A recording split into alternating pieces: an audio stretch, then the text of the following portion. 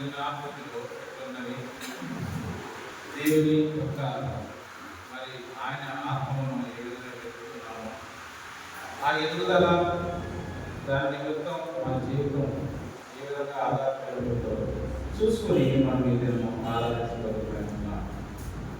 అయితే మనకు దేవుడు ఎన్నో గొప్ప కార్యాలు మేలు మనం చేస్తుంటాడు మన జీవితంలో. వాటినే మనం జ్ఞాపకం చేసుకునే వారు ఉంటాము. కొన్ని కార్యాలు మరి మన జీవితాల్లో చాలా అవసరమైనవిగా ఉంటాయి. వాటిని మరి జ్ఞాపకం చేసుకోవడం మనకు చాలా అరుదుగా ఉంటుంది. కాబట్టి ఈ దినము మన జీవితం ప్రభువైన యేసుక్రీస్తు వారిలో ఏ విధంగా ఉన్నది అని చూసుకొని దాని నిమిత్తమే ఈ దినము ఆరాధించబడుతున్నాను. లూకాసు సువార్త 13వ అధ్యాయము కొన్ని విషయాలు మనము లెక్క చూసుకోవాలి, ప్రభునందు లెక్క చూసుకోవాలి. ఎందుకంటే మనము మన జీవితంలో జరిగే ప్రతి ఒక్క కార్యాలను మాత్రమే జ్ఞాపకం చేసుకుంటాం. కానీ దేవుడు ప్రతిదానికి మనకు మరి ఎగ్జామ్స్ పెడుతూనే ఉంటాడు, పరీక్షిస్తూనే ఉంటాడు. ఆ పరీక్షలో మనం పాస్ అయ్యామా లేదనేది మనమే శోధించి చూసుకోవాలి, పరీక్షించుకోవాలి. మరి ఆరాధించుకున్నది గొప్ప కాదు, కానీ నీకొచ్చు నాకు చెప్పినటువంటి విలువైన రక్తానికి దానికి సాదృశ్యం మనము చేయాల్సింది ఏంటంటే చిన్న చిన్న పనులు చేసిన కార్యాలు మాత్రమే ఆయన మీ దగ్గర నుంచి నా దగ్గర నుంచి చేస్తున్నాడు. లూకాసు వార్త 13వ అధ్యాయము 6వ వచనం నుంచి 9వ వచనం వరకు చదువుతున్నారు. దయచేసి అందరూ బైబిల్ తెరవండి, బిగ్గరగా చదవండి. చదివిన వాక్యాన్ని అర్థం చేసుకోవడానికి ప్రయత్నించండి. లూకాసు వార్త 13వ అధ్యాయము 6వ వచనం నుంచి 9వ వచనం వరకు అందరూ కలిసి. మరియు ఆయన వారితో ఈ ఉపమానం చెప్పారు. ఒక మనుషుని రాజు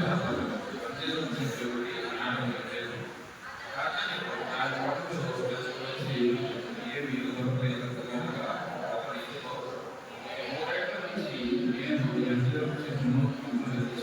కానీ ఏమి దొరకలేదు. దీనిని అడిగలేదు. దీని వలన ఈ భూమి రాక్షసులతో చెప్పాను. అయితే నేను దాని ఈ సంవత్సరముగా ఉన్నది. అది ఫలించని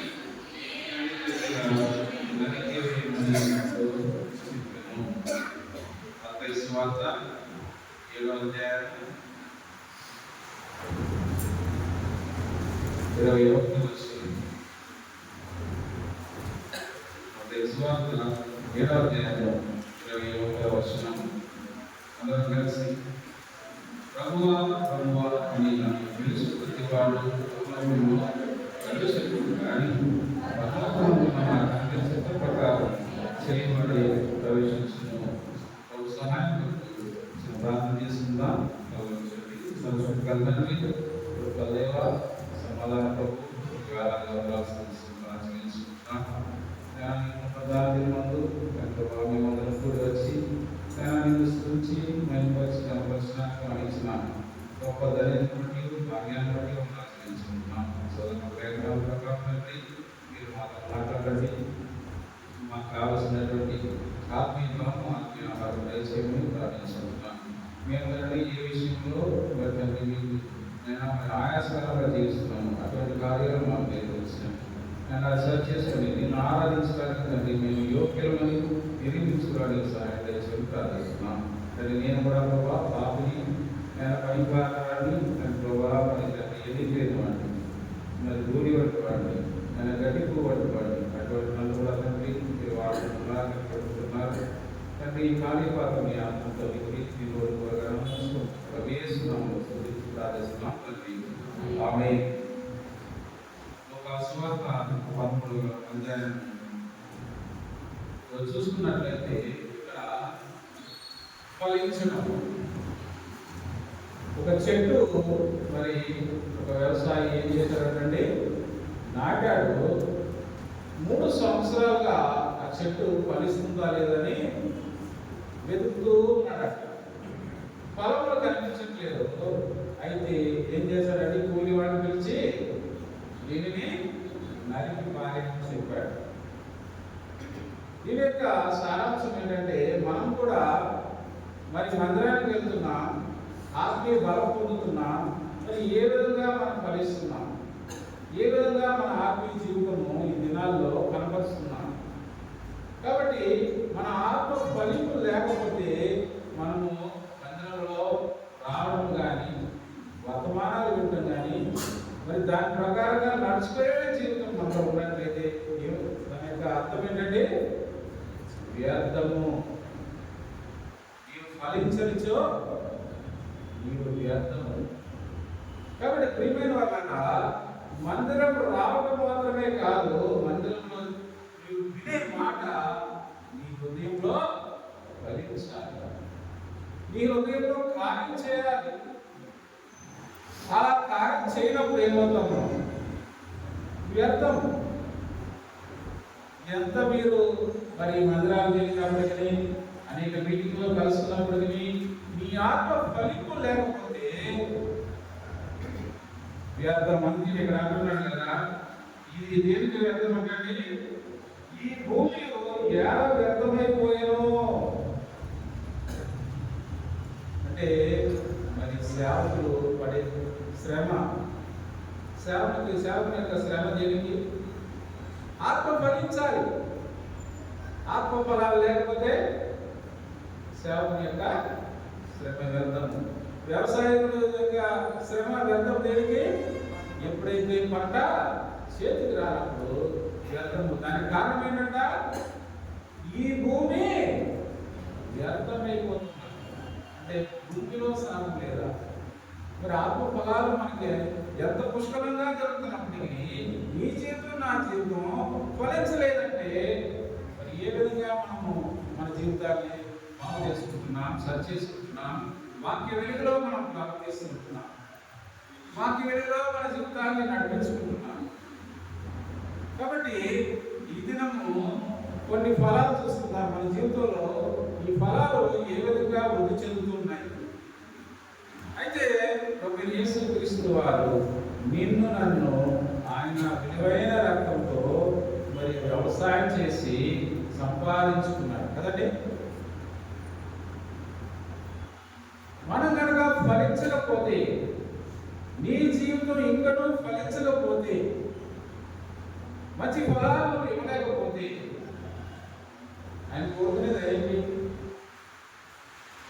నీ దగ్గర నుంచి నా దగ్గర నుంచి అనేక విలువైన వస్తువులు కాదు, కానీ పొందుకొని చిన్న చిన్న మంచి కార్యాలు మాత్రమే యేసుక్రీస్తు వారు నీ నుండి నన్ను ఎదురు చూస్తూ ఉంటున్నారు. అందుకని ఇంకో మాట ఏం చదువుకున్నాం? ప్రభువా ప్రభువా అని పిలిచేవాడు ప్రతివాడు నా యేసులో ఉంటున్నాను. మన పరలోక రాజ్యం ఎలాగనేది మన యొక్క నిరీక్షణ. ఎందుకంటే చూసి నమ్మిన వారి కంటే చూడకుండా విశ్వసించాము. మరి మన నిరీక్షణ ఎక్కడ ఉండాలా? రానున్న దినాల్లో ప్రభువును సంధించడానికి సిద్ధమై ఉండాలి. అంటే మనం ఫలించిన వారంగా ఉండాలి. మన ఫలం ఎలా ఉండాలి? మంచిదే ఉండాలి, ఫలించినదిగా ఉండాలి. చెట్టులో మరి కాయ లేకపోతే ఏం చేస్తాము? తీసి నరికి అవతల పడేస్తాం. అందుకని మరి నిన్ను నన్ను మరి ఆ దినం వచ్చినప్పుడు ఏమవుతుందంట? గోధుమలో గురువులు వేరు చేయబడినట్లు మనం కూడా ఉంటామేమో. అందుకని మాట పిలిచేవాడు ప్రతి ఒక్కడు అంటే మనం గోధుమల వలె ఉంటున్నామా, గురుకుల వలె ఉంటున్నామా? ప్రియమైన వాళ్ళారా, ఆరాధించడానికి నీవు నేను వచ్చి ఉన్నా. అయితే మనం జీవఫలం, మన యొక్క ఫలం ఎట్లున్నది చూడండి. ఒక 4 మాటలు చూసుకుని మనం ఆరాధిస్తాం. మత్తయి సువార్త 3వ అధ్యాయం 7వ వచనం.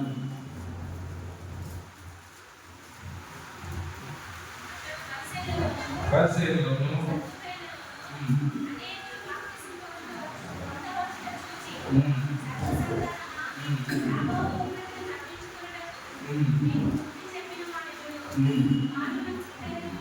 మారు మనసుకు తగిన ఫలము ఫలించుని. ఏ ఫలం అండి ఇది? మారు మనసు అనే ఫలం అదేంటి? మారు మనసు పొందాం కదా, పొందినటువంటి అంటే ఇక్కడ మాట తేటగా రాయబడింది. మరొకసారి చదువుగా, మారు మనసునకు తగిన ఫలము.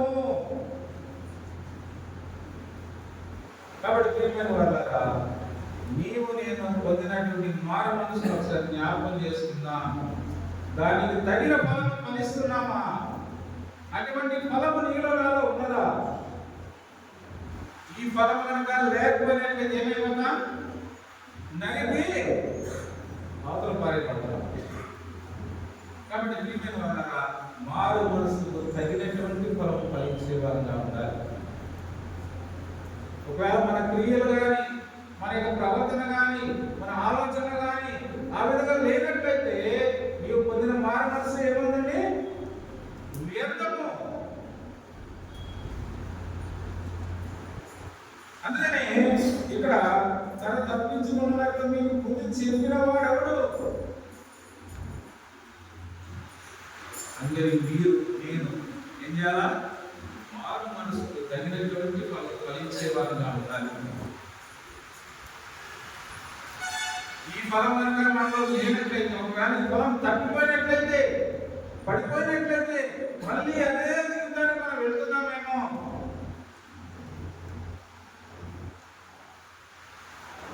లోకం నుండి మళ్ళీ తీయబడ్డా మళ్ళీ లోకంలోనే వెళ్ళిపోతున్నామేమో. జ్ఞాపకం చేసుకున్నాం.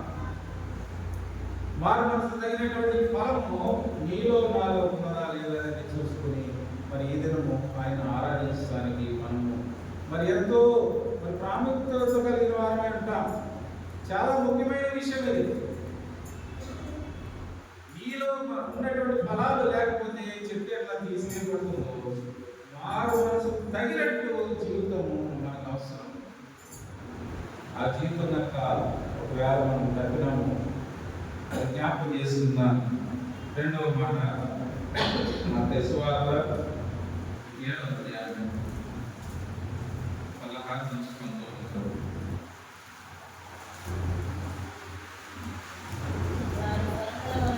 వారి ఫలముల వలన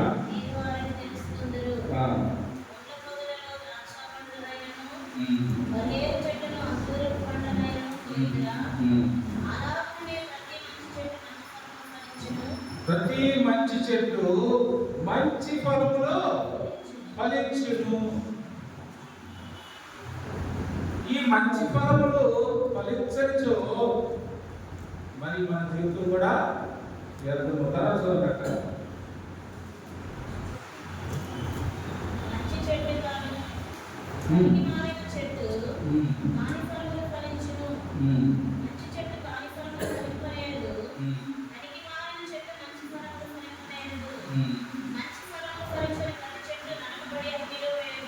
మంచి ఫలములు ఫలించని ప్రతి చెట్టు ఎక్కడ కలుగుతుందంటే అగ్ని. అగ్ని దేనికి సూచనగా ఉంటుంది? నరకానికి సదృశ్యంగా. అంటే మరి మన జీవితం పరివర్తనమైనటువంటి జీవితం లేకపోతే, మన జీవితాల్లో ఫలాలు లేకపోతే ఎక్కడ పోతామండి? అగ్నిలో వేయబడతాం. కాబట్టి మంచి ఫలాలు ఫలించే వారిగా ఉంటారు. మీకు నాకు ఇచ్చినటువంటి ఆయన మరి మనకిచ్చినటువంటి గొప్ప కార్యాలను మాత్రమే జ్ఞాపకం చేసుకుంటారు. మన జీవితంలో జరిగిన గొప్ప విషయాలు మాత్రమే జ్ఞాపకం చేసుకుంటారు. అయితే మనం ఇవ్వాల్సినవి మాత్రము పొందుకునే విషయంలో చాలా జాగ్రత్తగా ఉంటాం. పొందుకునే విషయంలో చాలా ఆసక్తిగా ఉంటాం. ఇచ్చే విషయంలో ఎట్లా ఉంటామండి? చాలా సోమరితనంగా ఉంటాం. ఆలోచిస్తూ ఉంటాం. ఇవ్వడానికి మనసు రాని పరిస్థితిలో ఉంటాం. ఫలించో ఏమవుతామండి? నరికి వేయబడతాం. అంటే వ్యర్థంగా మనం ఈ లోకంలో జీవిస్తున్నాము. జ్ఞాపకం చేసుకుంటాం. మంచి పదాలు ఫలించాలి. ఇక్కడ రాయబడింది, ముండ్ల పొదలో ద్రాక్ష పండ్లైనను. అంటే ముండ్ల చెట్టుకి ఏం వస్తాయట? ద్రాక్ష చెట్లు వస్తాయా, ద్రాక్ష పళ్ళు వస్తాయా? అలాగే పల్లీల చెట్లకు అంజూరు పళ్ళు వస్తాయా? ఏ చెట్టు విత్తుతామో, ఏ విత్తనం వేస్తామో అదే వస్తుంది. అందుకని ఒక ముళ్ళ చెట్టుకు సంబంధించినట్టు విత్తనం పాటేసి ద్రాక్ష పళ్ళు వస్తాయని ఎదురు చూస్తే రావు. అందుకనే విత్తనము, అందుకనే చిన్ననాటి నుంచే మనము మంచి ఫలాలు ఫలించే విత్తనాలుగా పెరగాలి, పెంచాలి. లేదు మనం కూడా మంచి ఫలాలు ఇవ్వలేనటువంటి స్థితిలో ఉంటారు. కాబట్టి మంచి ఫలాలు ఫలించేదిగా మనము ఉన్నట్లు మన జీవితాన్ని ఒకసారి జ్ఞాపకం చేసుకుందాం, సరి చేసుకుందాం. మన సువార్త 12:33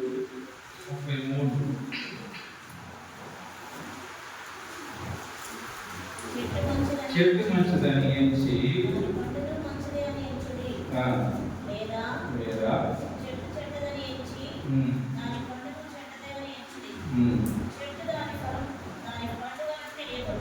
చెట్టు దాని పండు వలన నిర్ణయించబడుతుంది కదండి.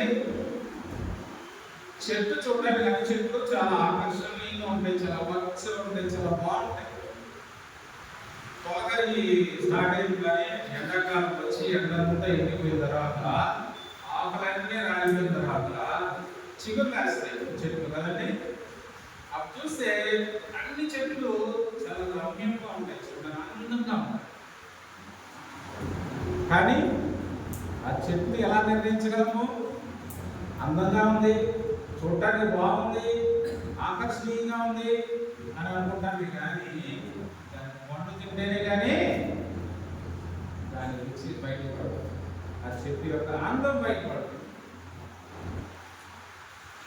పుష్టికాయలు అంటారు, పుష్టి చెట్టు. ఆ చెట్టు కూడా అలాగే చాలా బాగుంటుంది చూడటానికి, కానీ కాయక పుష్టికాయ అలకాయ చూడటానికి ఒకేలా ఉంటాయి, అంటే కొంచెం మించు. కానీ దీనివల్ల ప్రయోజనం లేదు, దానివల్ల. అందుకని మంచి ఫలాలు అనేవి వేటి ద్వారా నిర్ణయించబడితే చెట్టు ద్వారా కాదు, కానీ దాని యొక్క ఫలము. కాబట్టి నీలో ఎటువంటి మంచి ఫలం ఉందో నీ యొక్క చేష్టలు కానీ, నీ యొక్క క్రియలు కానీ, నీ యొక్క ప్రవర్తనలో కానీ, నువ్వు నడుచుకునే విధానం కానీ నీ ఆత్మీయ జీవితము నిర్ణయిస్తుంది. ఏం చేస్తుందండి? నేనంతటికీ ఒకే ఒక ఫలము ఆత్మీయ జీవితము. ఈ ఆత్మ ఫలము ఫలించినట్లయితే ఎక్కడ ఉంటామండి? మనము మంచి ఫలాలు ఫలించేవారు. అందుకని చెట్టు తన పండు ద్వారా నిర్ణయించబడుతుంది. మనం కూడా మన జీవితాలు, మన ప్రవర్తన, మన యొక్క ఆత్మీయ జీవితమే మనల్ని ఏం చేస్తుందండి? మనల్ని నిర్ణయిస్తుంది, మనల్ని బయటకు చూపిస్తుంది. మనలో అందుకనే వాక్యం చదివిస్తుంది, మనం చేసే ముందు ప్రతి మనుషుడు కన్ను తాను పరీక్షించుకోవాలి. మనము ఎంతవారిని పరీక్షించే వారిని ఉంటామే, కానీ మనల్ని మనం పరీక్షించుకునే వారిని ఉంటారు. అంటే మనలో ఎటువంటి ఫలాలు ఉన్నాయి అవే మనకు బయటపడతాయి. కాబట్టి ప్రియమైన వాళ్ళగా చెట్టు యొక్క ఫలమే ఆ చెట్టు మంచిదా చెడ్డదాన్ని నిర్ణయిస్తుంది. కీర్తనలు 92:12 కీర్తనలు 92:12 నీతిమంతులు ఖర్జూర వృక్షం వలె భూమి వేదురు,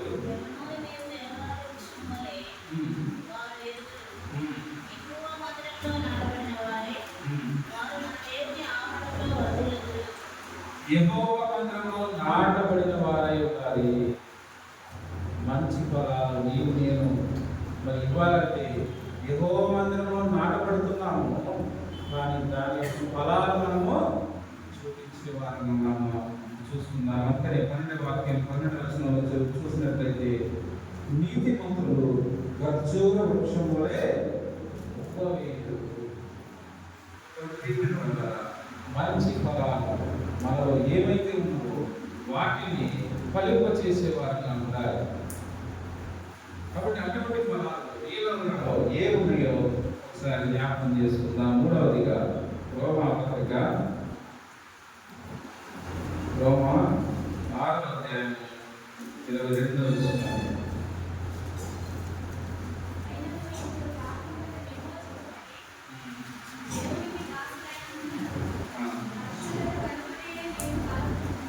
పరిశుద్ధంగా కలిగితే మీకు ఫలము, అంటే పరిశుద్ధ ఫలము.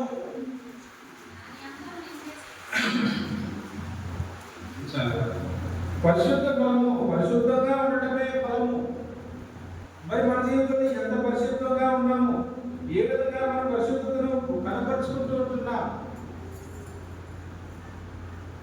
పరిశుద్ధమైన జీవితం, నేను పరిశుద్ధుడు కనుక మీరును మరి అటువంటి జీవితం మనలో చేస్తున్నాం. పరిశుద్ధం అనేది ఒక ఫలం, దేవుడు మీకు ఇచ్చిన ఫలం. పరిశుద్ధతను మనం పొంది ఉంటున్నాం, పరిశుద్ధంగా జీవిస్తామని మన ప్రభువు మనము వాగ్దానం చేసిన వారిగా ఉంటున్నాం. కాబట్టి పరిశుద్ధత అనే ఫలము నీలో నాదా అనేది మనం ఒకసారి జ్ఞాపకం చేసుకుందాం. అందుకనే ఇక్కడ మరి ఆయన ఇప్పుడు పాపము నుండి విమోచింపబడిన దేవునికి దాసులైనందున, కాబట్టి పాపము నుండి మనల్ని విడిపించాడు,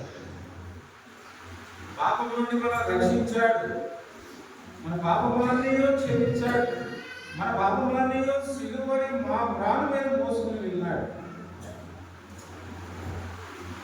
తన పాత్ర కాబట్టి నిన్న ఏం చేశాడు, పరిశుద్ధంగా చేశాడు. కాబట్టి ఈ పరిశుద్ధత అనే ఫలము మరి ఏ విధంగా మనలో పనిచేస్తుంది, మనం ఏ విధంగా పరిశుద్ధంగా జీవిస్తున్నాం. కాబట్టి పరిశుద్ధత అనే ఫలము మనలో ఉన్నదా లేదా పరిశీలించుకుందా. మన పాపములన్నీ తీసేటువంటివి, ఏదైనా పాపం మూలన జీతము మరణము, అయితే దేవుని కృపావరమే ప్రభువైన యేసుక్రీస్తునందరి నిత్య జీవము. కాబట్టి మనలో పాపమన్నీ తీసేయబడింది, పరిశుద్ధపరచబడ్డాం. పరిశుద్ధత ఇంటి వస్త్రాలు మనకి ఏర్పడింది, అది మనకి ఏ విధంగా మనం కావాలనుకుంటున్నాం. కాబట్టి ఈ దినము నీవైనా ఆరాధించడానికి వచ్చినాము, మనం ఏ విధంగా ఆరాధించాలంటే ఈ పరిశుద్ధతలో ఎంతున్నదని మనము త్రాసు మీద వేసుకొని చూసుకునే వారిగా ఉండాలి. కాబట్టి మరి మారు మనసుని ఫలానికి తగినటువంటి జీవితం జీవించమంటున్నాడు. పరిశుద్ధంగా ఉండి మరి ఎలా ఉన్నామో లేదో మనం చూసుకోవాలని చెప్తూ ఉంటున్నాడు. మరి మంచి ఫలాలు ఫలించే వారిగా ఉండాలని ఇది మీతో నాతో మరి మాట్లాడుతూ ఉంటున్నాడు. కాబట్టి ప్రభువైన యేసుక్రీస్తు ద్వారా నీవు నేను పొందినటువంటి గొప్ప రక్షణను మనం ఏ విధంగా మరి లోకానికి కనపరుస్తున్నామో దాన్ని ఒకసారి మనం పరిశీలించుకుందాం. చూడండి, ఒక మాట 4వదిగా ఫిలిప్పీయులకు రాసిన పత్రిక చిన్న మాట చూసుకుని వెళ్దాము. 2వ కొరింథీ 7వ అధ్యాయం 1వ వచనం.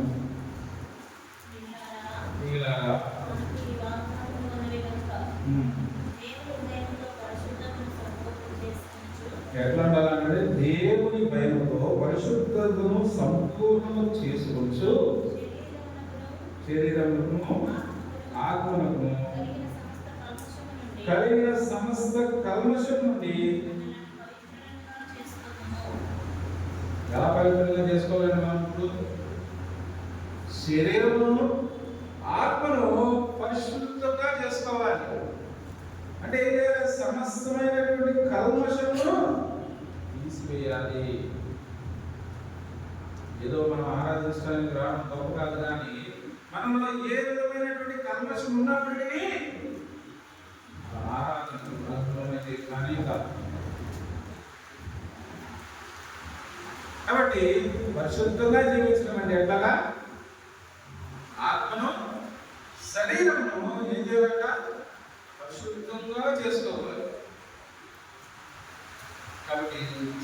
కల్మషమును తీసేసి వారిగా ఉండాలి. అప్పుడే పరిశుద్ధమైనటువంటి ఫలము మన జీవితంలో ఫలించేదిగా ఉంటుంది. 4వదిగా ఫిలిప్పీయులకు రాసిన పత్రిక 9వ అధ్యాయం 9 నుండి 10 వచనాలు.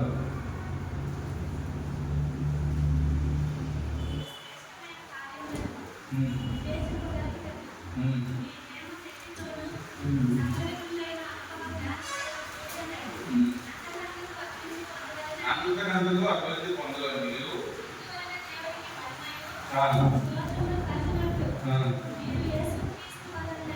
యేసుక్రీస్తు వలన నీతి ఫలములతో నిండిపోయిన వారై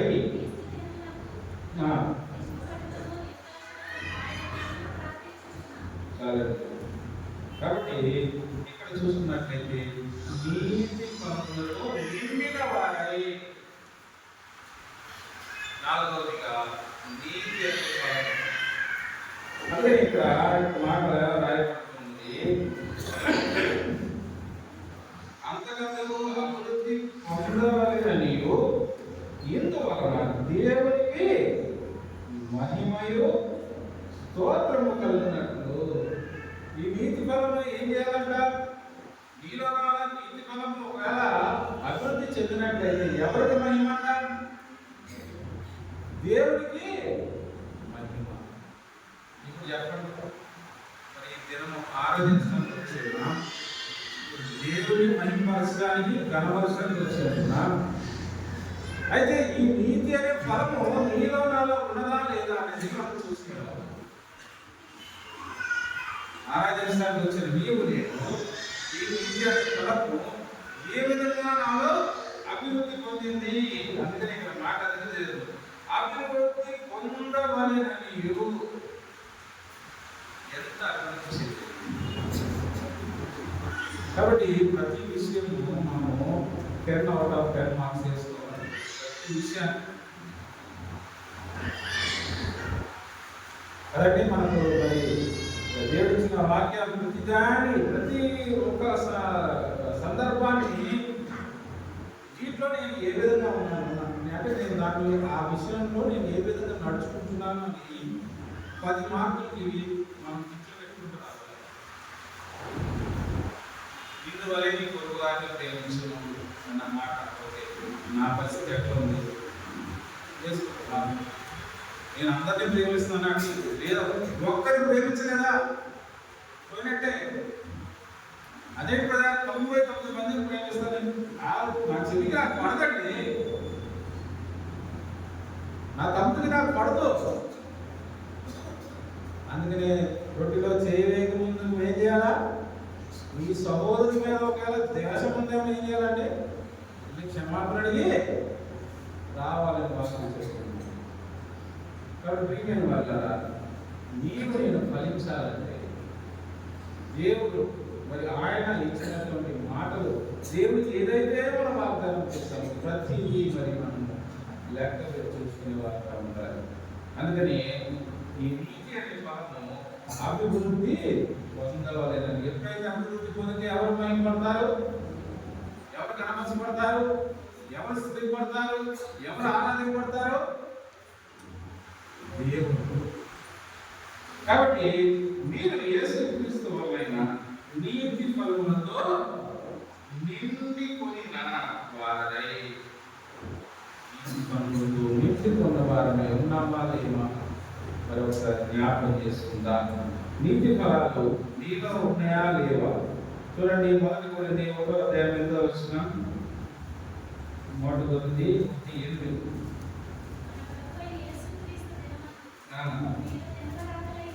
మీరు నిలబడాలై ఉన్నట్లు అంతవరకు ఏం చేయాలంటే అంతవరకు స్థిరంగా ఉండాలంటే నీతి ఫలాలు నీకు అభివృద్ధి చెందితే ఏమవుతామో మనము అంతవరకు ఆయనను స్థిరపరచును.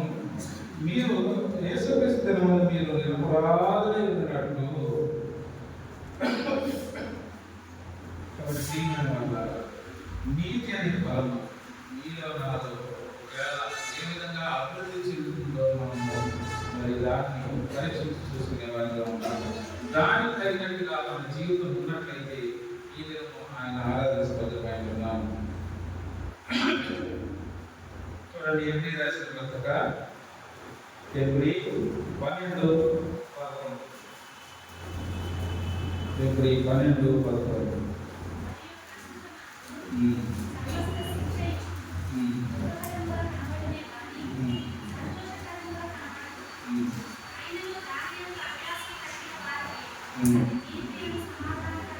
అది నీతి సమాధానకరమైన ఫలమిచ్చును. ఎవరికంటే మరియు ప్రస్తుతము సమస్త శిక్షలు దుఃఖకరముగా కనబడినగా. ఇప్పుడు మనము మన జీవితాలన్నీ సంతోషంగా ఉన్నాయా?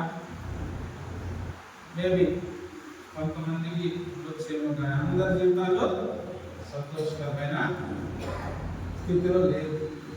అయితే శిక్షకు లోపడుతున్నా, శిక్షకు పడుతున్నా. ఇప్పుడు తల్లిదండ్రులు పిల్లలు పడుతుంది దేనికోసం? వాళ్ళు బాగుపడాలని. పెద్దలు మరి మన వయసు వాళ్ళని హెచ్చరిస్తూ ఉంటారు, తిడుతూ ఉంటారు. అంటే మనం ఇంకా బాగుపడాలి. అలాగే దేవుడు మనల్ని శిక్షిస్తున్నాడంటే మరి మనం బాగుపడాలని, కానీ చెడిపోవాలనే ఉద్దేశము కాదు అని అక్కడ రాయబడినది. ప్రస్తుతం సమస్త శిక్షలు దుఃఖకరముగా కనబడేది, కానీ సంతోషంగా కనబడదు. అయినను దాని అభ్యాసము కలిగిన వారికి అది ఎక్కడ ఉంటుందంటే నీతి సమాధానకరము. కాబట్టి నేను ఎప్పుడైతే శిక్షకు లోపడతామో అప్పుడే మరి హెచ్చింపబడతాను, సమాధానపరచబడతాను. ఆ నీతి అనే సమాధానం మనకి ఏమడుతూ ఉంటుంది.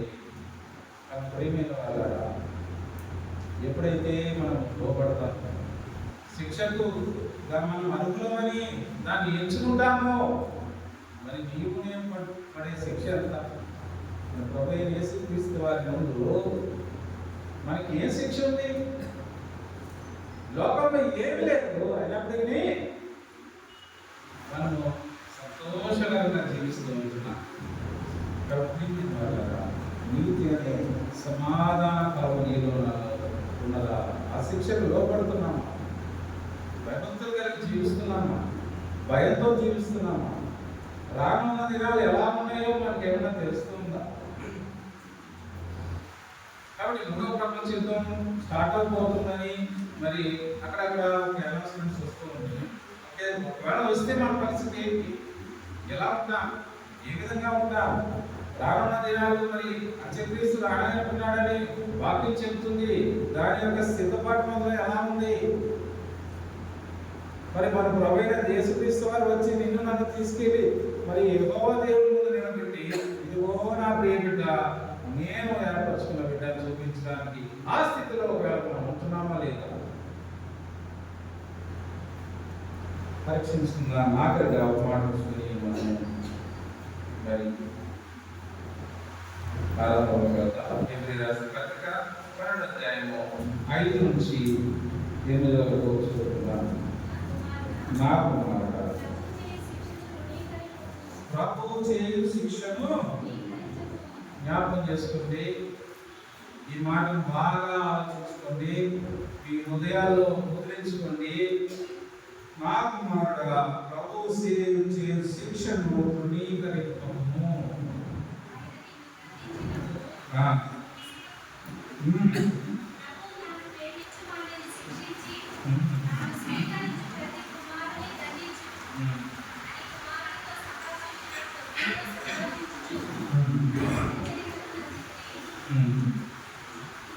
శిక్షాఫలము పొందుటకై మీరు సహించుచున్నారు. శిక్ష అనే ఫలము అంటే ఈ శిక్ష ద్వారా మనకి మంచి ఫలాలు వస్తాయి.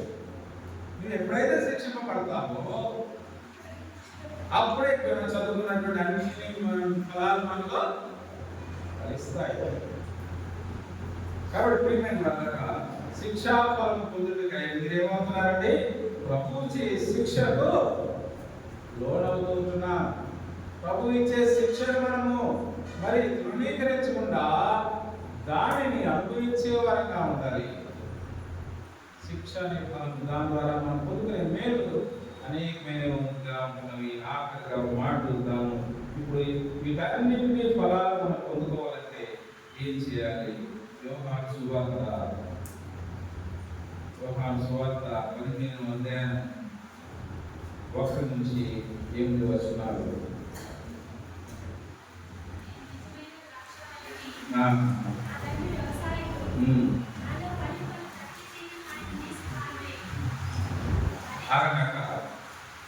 నాలో ప్రతి ఫలింపని ప్రతి తీగ ఆయన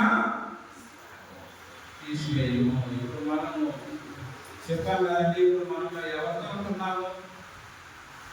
ఆయన ద్రాక్షాలైతే తీగలమంట మనము. ఒకవేళ మీరు ఫలించకపోతే ఒకనొక దినము వచ్చును, ఆ దినం అప్పుడు ఏమైపోతామో తీసి బారని పడతాము. చూడక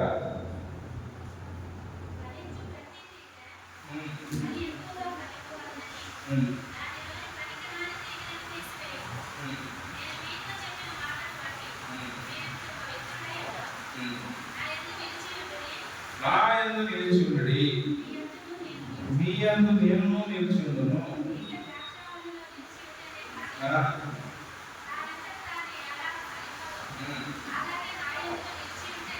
నా యందు నిలిచి ఉంటేనే కానీ మీరు ఫలింపరు. ఎవరిలో నిల్చున్నారండి?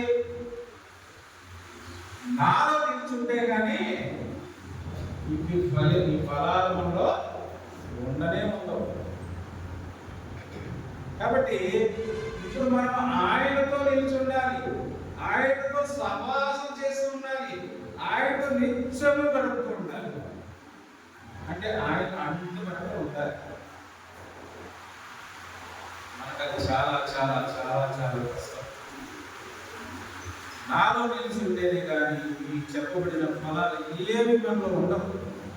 ఫలింపనే, ఆ ఫలించడం అనే కార్యమే మనలో జరగదు. అందుకని ఇప్పుడు చెప్తున్నాడు, నాతో నిలిచి ఉంటేనే కానీ మీరు ఫలింపరు. స్టేట్మెంట్ క్లియర్ అయిపోయింది అన్నమాట. పక్కా స్టేట్మెంట్. ఇందులో మళ్ళీ అబ్జెక్షన్స్ కానీ ఏమి లేవు. నిలిచి ఉంటే ఫలిస్తారు, లేదంటే లేదు. చదవండి.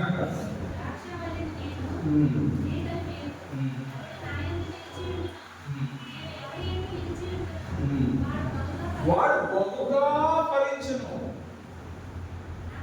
మామూలుగా ఫలించడం కాదు, బహుగా బహుగా బహుగా ఫలించు. చదవండి.